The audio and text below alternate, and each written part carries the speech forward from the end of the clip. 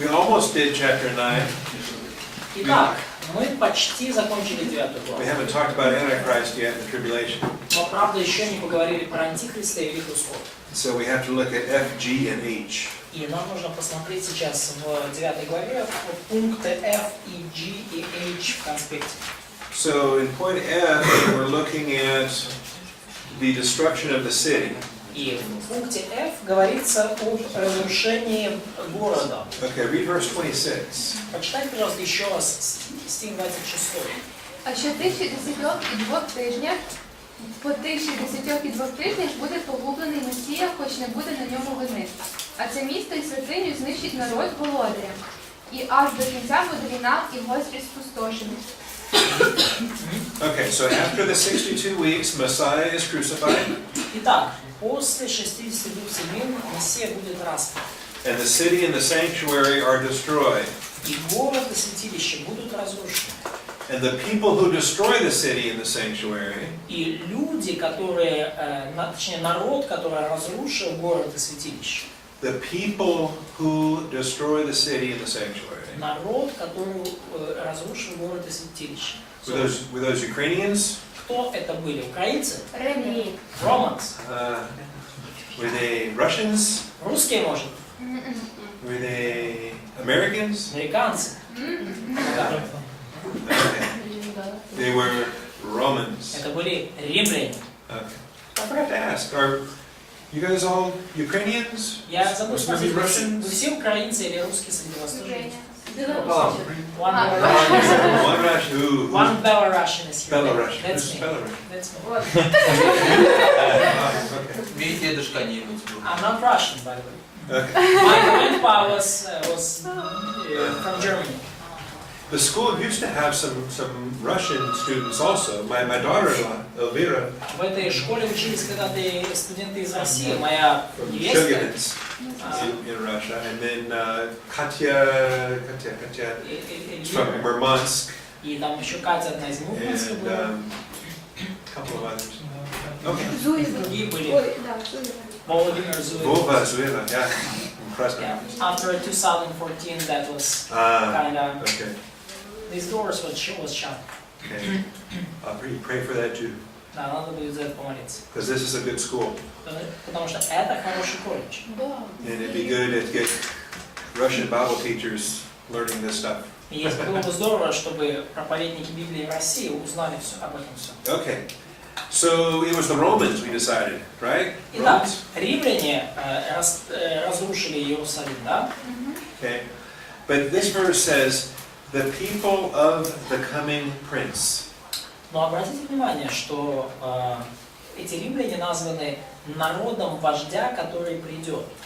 And this coming prince is why Sir Robert Anderson named his book The Coming Prince. И вот этот грядущий вождь, именно как бы согласно этому титулу, сэр Роберт Андерсон назвал свою книгу «Грядущий князь» или «Грядущий вождь».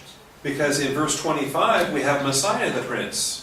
Поскольку в 25 стихе мы видим принца или князя Мессию. But in verse 26 we have the coming prince. Христа владыку, да, но в 26 стихе мы видим вождя, который придет. And this is the prince who is to come after Messiah the Prince is crucified. И этот вождь придет после того, как Мессия, владыка Христос, будет распят. And so this coming prince is Antichrist. И вот этот вождь, который придет, это Антихрист. And I tell you this in your notes under point F, subpoint 1. И я говорю вам об этом в ваших заметках, пункт F, подпункт 1 арабская. Remember in chapter 7 he was called the conspicuous horn. И в The large horn with a boastful mouth. Да, в седьмой главе он был назван хвастливым рогом, да, как-то так. So in chapter 7 he was a boastful horn. В седьмой главе Даниила это хвастливый рог, Here in chapter 9 he's called the coming prince. но в 9 главе он уже назван вождем, который придет. He's going to be called something else in chapter 11. И еще как-то по-другому его назовут в 11 главе. And you're going to want to know all of these names for your test. И для вашего экзамена вам нужно знать все эти разные имена Антихриста. Because he's not called Antichrist in the book of Daniel. Поскольку в книге Даниила его никто не называет Антихрист. And he's not called Antichrist in the book of Revelation. Кстати, и в книге Откровения он не называется Антихрист. He's called Antichrist in 1 John. Он назван Антихристом в первом послании Иоанна. He's called a man of lawlessness in 2 Thessalonians. Он назван человеком беззакония во втором послании к Фессалоникийцам. It's called son of perdition in 2 Thessalonians. Он назван человеком греха во втором Фессалоникийцам. He's called the beast in Revelation. Он назван зверем в Откровении. Okay. I call him Antichrist a lot, Я называю его часто Антихристом, but Antichrist doesn't appear in Daniel and Revelation. но само это слово Антихрист мы его не видим в книгах Даниила и Откровения. Since I'm supposed to be teaching a class on Daniel and Revelation, maybe I shouldn't use the word Antichrist so much. И может быть, поскольку я преподаю курс все-таки по Даниилу и по Откровению, я не должен так часто использовать слово Антихрист. But I want you guys to know what I'm talking about. Но я просто хочу, чтобы вы, друзья, понимали, о ком я здесь говорю и о чем. And if you're reading other books, И если мы читаем какие-то другие книги, they're going to be talking about Antichrist. они в основном все будут говорить именно об Антихристе. So I use the term. Они будут использовать этот термин, поэтому я его тоже использую. But what's he called in chapter 7? Но как он называется в 7 главе? Boastful Boastful horn. horn. Yeah. What's he called in chapter 9? В 9 главе. The coming Prince. Да, Yeah. будущий вождь. And tomorrow we'll learn what he's called in chapter 11. Завтра узнаем, как он называется в 11 главе. Okay. So the coming prince, Итак, it's his people that destroy the city and the sanctuary. вот этот вождь, который придет, именно его народ уничтожит город и святилище. Who are his people? Кто его народ? Romans. So what's Antichrist going to be? Итак, кем будет Антихрист? Roman. Римляне. If there's somebody today that's writing books about an Islamic Antichrist, Если кто-то пишет книги сегодня, в наши дни, про антихриста мусульманина, he's making a lot of money and selling a lot of books, то он, конечно, на этом зарабатывает много денежек и продает много книжек, but he should do our study in the book of Daniel, но он должен пройти вместе с нами книгу Даниила, because the coming prince is a Roman. поскольку князь, который придет, будет римлянином. Okay, now the coming prince is the one that signed the covenant in verse 27. Итак, пункт G. Вождь, который придет, заключит завет на 7 лет. Стих 9:27. He will make a firm covenant with the many for 1 week. И он утвердит завет для многих на 1/7. Буквально так звучит в, крайней мере, в английском. Сейчас посмотрю современный перевод. Now there are some translations Он заключит прочный союз со многими на 7 лет. that try to point back to Messiah the Prince. И в некоторых переводах пытаются как-то сделать отсылку к Мессии, вождю, к Мессии владыке. But the nearest antecedent is the coming prince. Но вот, особенно если читаем оригинал, что вот он, да, утвердит завет. Ближайший, на кого может сослаться он, это не Мессия, это князь, который придет. Anytime you're going to try to identify a pronoun with the proper subject, you go to the nearest antecedent. Всякий раз, когда вы пытаетесь понять, к какому существительному относится местоимение, да, там, он, кому, вы находите самый ближайший, самое ближайшее существительное. Так всегда, да? Да? Да. So this common grammatical principle. Yes. Это общепринятый грамматический принцип. So it's not Messiah who's making this covenant, it's Antichrist who makes this covenant. Поэтому не Мессия утвердит этот завет для многих, это Антихрист утвердит завет для многих. And it's Antichrist that betrays it halfway through. И сам же Антихрист и нарушит этот завет через 3,5 года. And so he puts a stop to the sacrifices. В половине седмины прекратится жертвоприношение. He creates the abomination. И он создаст мерзость и запустение. And until his own destruction is decreed. До тех пор, пока не случится его собственная погибель и опустошение. And so we have the tribulation right there in one single verse. Итак, вот здесь мы видим в одном стихе описывается вся скорбь, весь период скорби. We will learn a lot more in chapter 11. Мы намного больше об этом периоде узнаем в 11 главе. And we will learn a lot more in Revelation. И еще больше мы узнаем в книге Откровения об этом периоде. Chapter 6 through 19 in Revelation is all about Antichrist and the tribulation. Главы с 6 по 19 книги Откровения, они все говорят нам об Антихристе и о Великой Скорби. But for this chapter, we only have this verse. Но для этой главы мы видим, в этой главе мы видим лишь один стих на эту тему. So if you look at F, G, and H, И поэтому, если вы посмотрите пункты F, G и H, I will give you some other verses to go with the verses that are here. то я вам тут привел некоторые другие стихи, которые связаны с 9.27. For example, in F1, Например, в F1, not only do we have Daniel 9 verses 26 and 27, we also have 2 Thessalonians and Revelation. мы видим не только в Даниила 9.26-27 упоминается Антихрист, но и во 2 Фессалоникийцам и в Откровении. Verses that speak of Antichrist. Это стихи, которые говорят про Антихриста. They just use different words. Просто другое слово, другой термин для его обозначения используем. Again, in F2, it was the Romans that destroyed the city. В F2, опять же, поясняется, именно римляне уничтожили город. The people of the coming prince were Romans. The coming prince is a Roman. Люди, которые разрушили город, это римляне, и вождь будет также римлянин. All right, he makes the covenant and then he betrays it. Итак, он заключает завет, он же его нарушит. The covenant is usually thought of as a peace treaty.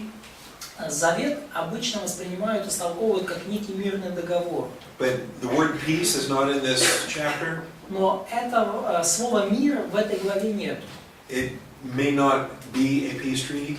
Может быть, это будет и не мирный договор. Could be an economic treaty. Может быть, это будет какое-то экономическое It соглашение. could be some other kind of international agreement. Ну, или это будет еще какое-то международное соглашение. It's usually thought of as a peace treaty because of current events in the news. Обычно называются это мирным договором по причине текущих новостей и событий, которые происходят вокруг Израиля в наши дни.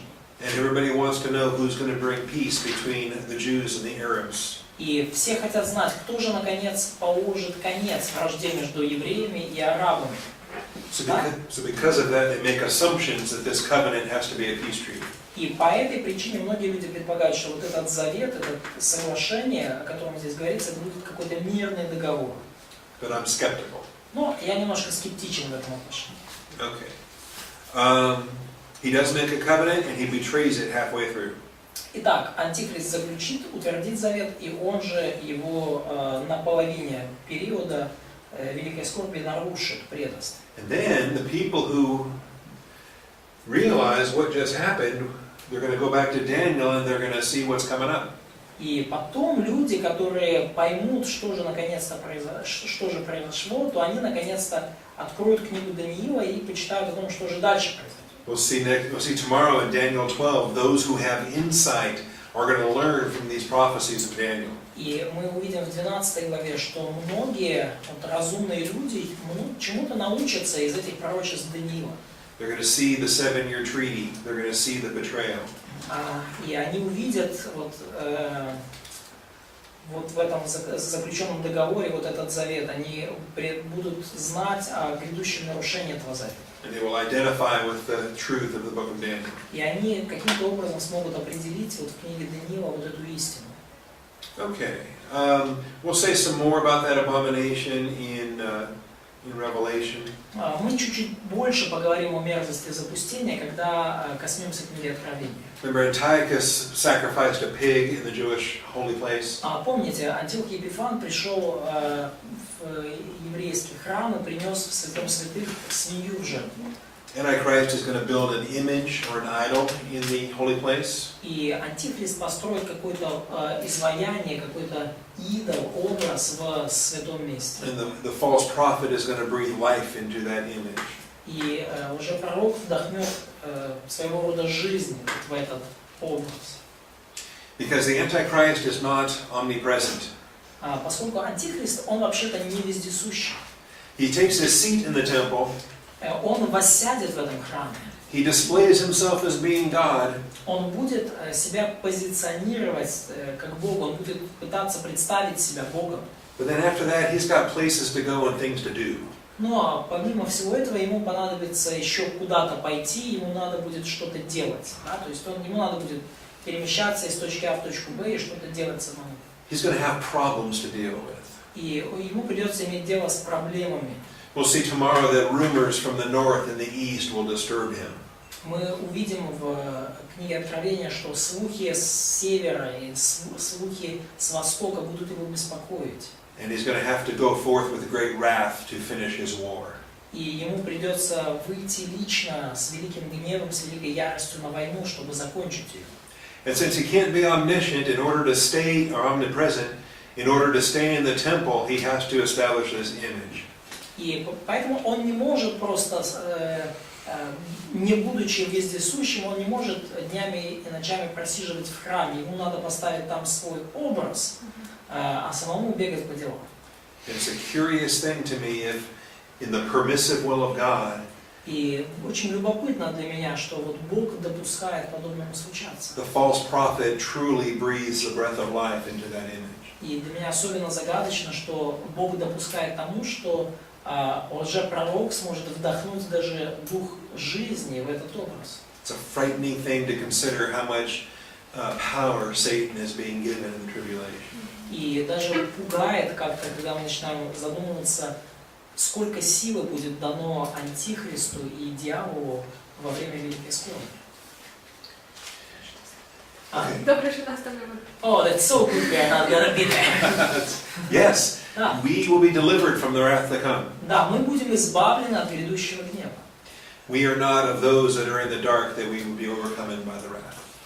И мы не таковы, как находящиеся во тьме, которые испытают на себе ярость Божью. When you study 1 Thessalonians chapter 1 and chapter 4 and chapter 5, Если бы мы исследовали 1 Фессалоникийцам, 1, 4, 5 главы, and 2 Thessalonians chapter 2, и 2 Фессалоникийцам 2 главу, John 14, Иоанна 14 главу, all of these passages come together very clearly to show the rapture comes before the tribulation. все эти отрывки совершенно явно согласуются в том, что восхищение церкви будет до скорби, до периода гнева. Okay, so that's the last of what we didn't get through in chapter 9. Any other questions on chapter 9? Итак, это последнее, до чего чего мы коснулись в 9 главе. Есть ли какие-то вопросы по 9 главе? It is a powerful calendar that takes us from 444 BC to 33 AD. Очень значимый календарь, который нас приводит из 444 года в 33 год нашей эры. It identifies that one septad remains. И указывает нам на вот эту оставшуюся седмину. That's 7 years of 360 days. Это 7 лет, это 360, да, 7 лет по 360 дней каждый. Which is 2,520 days. И это 1260 дней. Это 2520 дней. 2520 дней. And it's going to provide a calendar for them, especially when they see Antichrist betraying their treaty after 1,260 days. Да, и особенно этот календарь пригодится евреям, когда они увидят, как Антихрист нарушил завет посередине, вот после этих 1260 дней. And so those believers that are trying to survive the tribulation, И те верующие, которые будут пытаться пережить великую скорбь, they're marking off their calendars они будут вычеркивать дни из календаря, day by day by day. день за днем, день за днем. And the one who endures to the end will be saved. И претерпевший до конца спасется. Now you understand what that verse is all about? Теперь вы понимаете, о чем говорит этот стих? Претерпевший до конца It's спасется. for the Jews trying to survive the tribulation. Он для евреев, которые пытаются пережить великую скорбь. It has nothing to do with us in the church age losing our salvation. Никакого отношения к нам он не имеет, живущим в век церкви, что он не говорит совсем о потере нами спасения. If you ever encounter any Armenian Christians Если вы когда-то пересекались с христианами-армянианами, and they think that you can lose your salvation, которые думают, что спасение можно потерять, and they like to point to the one who endures to the end will be saved. и они постоянно тыкают в вот этот стих, да, претерпевший до конца спасется. And that's just crazy. И это просто безумие. They need to take our Daniel class. Надо им пройти курс по Даниила. They need to learn about the 1260 days Да, им нужно узнать про эти 1260 дней. and how it applies to Israel in the И tribulation. как эти дни применимы к Израилю перед исходом. By the way, I'll get to your question in a minute. Да, и, кстати, я увидел твою руку. By the way, this 1260 is going to get cut short. И, кстати, вот этот период 1260 дней, он может быть немножко урезан. Jesus promises in Matthew 24 that he's going to cut them a little short. Иисус пообещал в Матфея 24 главе, что Бог немножко сократит эти дни. He says, for the sake of the elect, I will cut them short. Ради избранных, если бы Отец не сократил тех дней, то не спаслась бы никакая плоть. Да? That's how he can come like a thief and no one knows the day or the hour. А вот каким образом Иисус придет как тать, да, как вор ночью, никто не будет точно знать ни дня, ни часа. We don't know if it's a week short or a month short or 50 days short. We don't know how short. Мы не знаем, насколько сократит те дни Иисус, да, то есть на неделю, на 30 дней, на 50 дней, никто не знает. So the Jews have to be on the alert. Поэтому евреям надо будет быть постоянно на страже, постоянно бодрствовать. Okay, what's your question? У меня вопрос по концу 26 стиха. Я не уверен, что я правильно понимаю. At the end of verse 26, I have a question, I'm not sure I got it right. Конец его будет как одноводнение, то есть конец Антихриста, ну, то есть, короче, можно это объяснить? So the end will come like a flood, war will continue to the end, and desolations have been decreed. So would it be the end of Antichrist? What is the end? Это описание скорби, да? Is it the description of the tribulation, or it's like condition of Israel's state or Yes. territory? It's the end of the city and the sanctuary. Но здесь говорится о конце города и святилища. That refers to 70 AD Тут перед этим говорится о событиях 70-го года, when Titus and his legions surrounded the city and destroyed it. когда Тит и его легионы уничтожили город и храм. Ну, то есть, то, что я сказал, вопрос, это состояние израильского государства и состояние вообще, Израиля. So this is condition of Israel. Yes. In between 69th and 7th. This is what happens to them after the 69th week. Это то, что случится с Израилем после 69-й седмицы. То есть это когда была эта иудейская война, разрушили храм, да? So this Jewish war, destruction of temple, like this rebellion in 135, etc. Oh yeah, that's not even in the picture. Да, да. Все вот это, да. Все, конечно. А який ти казав арміянство вірш? Что? Арміянство, щось. Матфея 24. 24, так. Окей. Okay.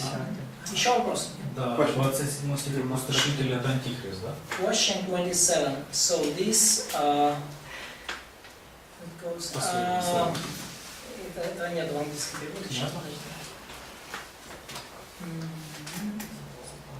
the one who makes desolate in a nice beat. So like is poured out, complete destruction is poured out on the one who makes desolate. So this one who makes desolate is Antichrist, yes? Yes. Да, это Антихрист.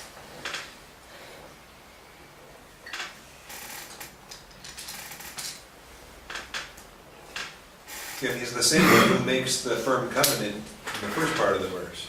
Ну да, и это тот же самый, кто заключает твердый завет в первой части стиха. And then when he betrays it, he's like one who makes desolate. И когда он нарушает завет, то он вот именно опустошителем становится. Same guy. Тот же товарищ.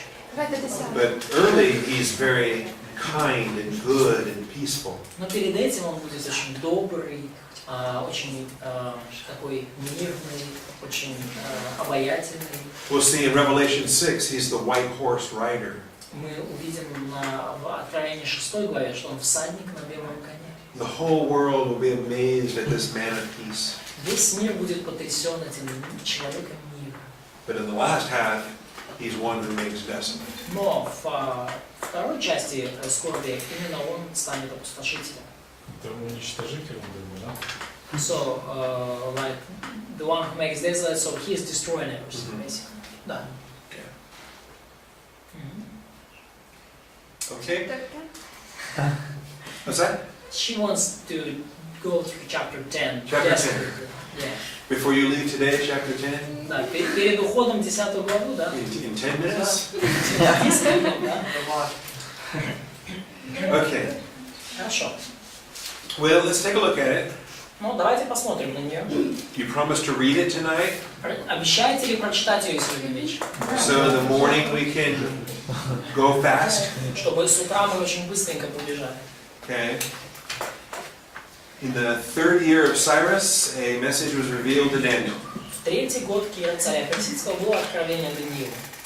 This is the fourth of his four great visions. It happened in 537 BC. Это четвертое из его великих видений, и оно было получено где-то в 537 году до нашей эры. 2 years after the previous message, he's probably 84 years old now. 2 года спустя, после его предыдущего видения, ему сейчас уже где-то 84 года. And it's the worst message he's ever been given. И это самое плохое послание, которое когда-либо было ему дано. So he spends 3 weeks fasting. И он провел 3 недели в посте. And then finally, И в конце концов, he's going to see some of these things. он уже сможет увидеть кое-что из вот этих вещей. On the 24th day, he lifts his eyes and he sees a certain man. В 4 стихе, 24-й день первого месяца, был я на берегу большой реки Тигра.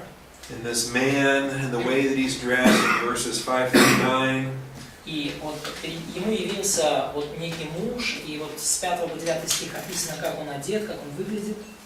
you can see all the parallels with Revelation chapter 1, verses 13 through 17. И вы можете увидеть огромное количество параллелей с Откровением, 1 главой с 13 по 17 And стих. in your notes, I put them in 2 columns side by side so you can see them. И в ваших заметках я их как бы вместе, в 2 колонки поместил, да, чтобы вы могли сравнить. Daniel receives a personal visit from Jesus Christ. К Даниилу собственной персоной наведывается Господь Иисус Христос. And he collapses. И Даниил просто в шоке, он смят в дребезги. John did the same thing on the Isle of Patmos. То же самое случилось с Иоанном на острове Патмос. When he beheld the glory of the Lord, he fell as a dead man. Когда он столкнулся лицом к лицу со славой Господней, он пал замертво. And the men that were with Daniel couldn't see it. We can see it there. В 9 стихе мы можем это видеть. Verse 7 of Daniel 10:7. Да. И только Даниил сам мог его видеть, да, 7 стих. Только один я, Даниил, видел это видение. The friends that were with him ran away. Друзья, которые были рядом, они сбежали. Just because they had this great dread that came upon them. Поскольку на них напал великий страх. And he alone saw it. И лишь один Даниил видел это видение. And at the sound of his words, he fell asleep. Да, и услышал он глаз его, и как только услышал, в оцепенении пал на лице мое, и лежал лицом к земле. Until Gabriel comes to wake him up. Пока Гавриил не пришел и не коснулся его. But he doesn't know who it is at first. Но и вначале Даниил не знал, кто это с ним разговаривает. Because all he feels is the touch of a hand. Он лишь почувствовал касание его руки. And it's kind of interesting that in stages as he is brought back to himself. И интересно, вот как Даниил возвращается к своему обычному состоянию постепенно. Because at first all he can do is get to his hands and knees. Вначале все, что может сделать Даниил в 10 стихе, это просто встать на колени и на ладони рук. Kind of like when my dad falls. Ну, это что-то подобное, когда мой папа падает. Say, okay, Dad, let's get you up to your knees. Так, хорошо, папа, давай так, встаем на коленки. We'll get him into a chair. Так, давай сейчас на стульчик садимся. And then after he rests for a bit, we might think of standing up. И когда он немножко передохнет, уже можно и встать на ноги. And so we see in stages from verse 10 to verse 11. То есть мы видим вот эти вот этапы в 10-11 стихе. And he's finally able to get him to stand up trembling. Да, и в конце концов Даниил может встать с трепетом, конец 11 стиха. But O Daniel, man of high esteem. Но обращение к нему прежнее, да, Даниил муж желаний, или Даниил крепко любимый. You remember that expression, he used it before.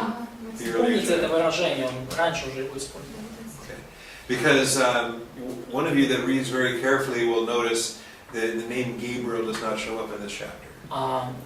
Те из вас, кто внимательно читают, те заметят, что в этой главе имя Гавриила не используется. But we have no doubt who we're talking about. Но мы даже и не сомневаемся, о ком мы здесь говорим. Okay. And he's going to talk about how I came immediately. И вот здесь Гавриил рассказывает о том, как он пришел, хотел бы прийти немедленно. In verse 12 he says, on the very first day. И в 12 стихе он говорит: Даниил, с первого дня, Your words were heard, and I have come in response. как ты расположил сердце твое, слова твои услышаны, и я пришел бы по словам твоим. Then verse 13, but the prince of the kingdom of Persia was withstanding me for 21 days. Но вот стих 13. Но князь царства Персидского стоял против меня 21 день. And so we need to take our time to work through this and understand the angels as well as the humans of this passage. И для того, чтобы нам лучше понять вот, поведение и ангелов, точно так же поведение людей в этом отрывке, нам нужно время уделить. Because there's a single prince in the first part of verse 13. Потому что есть вот один князь в первой части 13 стиха. But there are plural kings at the end of verse 13. Князь в единственном числе, но есть несколько царей персидских во множественном числе в конце 13 стиха.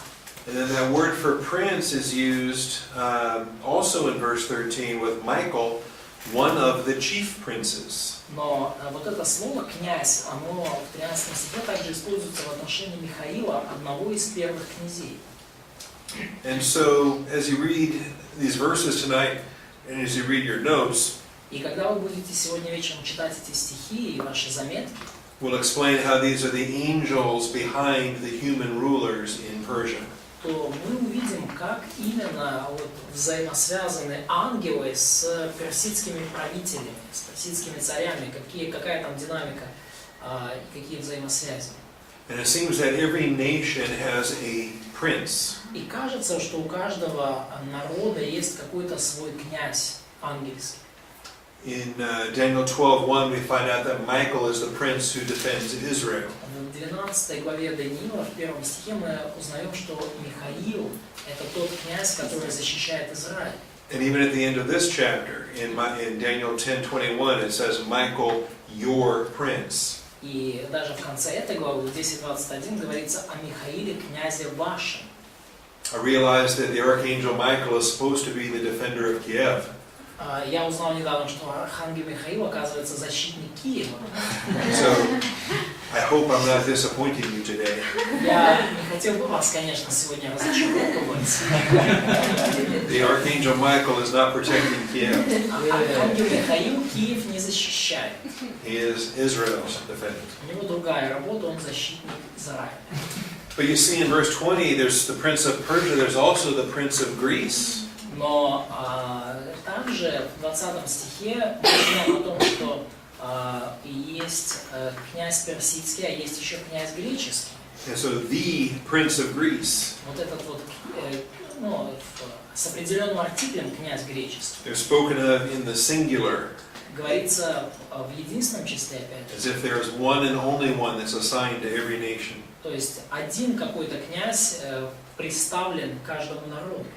And so when a kingdom goes to war against a kingdom, it's not just human beings. И когда царство идет войной на царство, это не просто человеческие существа сражаются. Alexander defeated Darius. Александр поразил Дария. The Greeks defeated the Persians. Греки поразили персов. But there was a prince of Greece that was coming to bring an end to this prince of Persia. Но был еще князь, ангельский князь греческий, который пришел положить конец вот этому ангельскому князю Персии. And that's something that a secular historian will never write about. А об этом, конечно, никогда вам не напишут светские историки. Why did Stalin and Churchill and Roosevelt, why did they defeat Hitler and Mussolini? Почему Сталин, Черчилль, Рузвельт, почему они в свое время во Второй мировой войне поразили Гитлера и Муссолини? What was happening in the angelic realm? Что случалось, что происходило в это время в ангельской реальности? Архангел Михаил. Майкл, Архангел. Whoever writes those books? Кто там еще пишет эти книги, да? So it's interesting. This chapter has a lot of clues, Поэтому очень интересно. В этой главе есть очень много интересных таких зацепок but I think we find ourselves wanting more. к пониманию того, что происходит, но я думаю, все мы хотели бы знать больше. Daniel finds himself wanting more. Даже сам Даниил говорит, что я бы сам хотел больше знать. And by the time we get to chapter 12, he keeps asking more questions and more questions and more questions. И когда мы увидим вот уже в конце книги, в 12 главе, он старается ангелам задавать еще больше вопросов, еще больше вопросов. And finally Jesus says, that's enough, you're not getting any more. И в конце концов уже Иисус ему говорит, все, достаточно, Даниил, больше ответов не получишь. So it's an amazing chapter. Потому глава потрясающая. And the details that come, by the way, this vision, И, кстати, вот это видение и детали его, the vision is introduced in chapter 10 and verse 1, вот это видение, которое начинается с 10 главы 1 стиха, but we don't read the content of the vision until chapter 11. мы о самом видении не читаем вплоть до 11 главы. That's what chapter 11 is.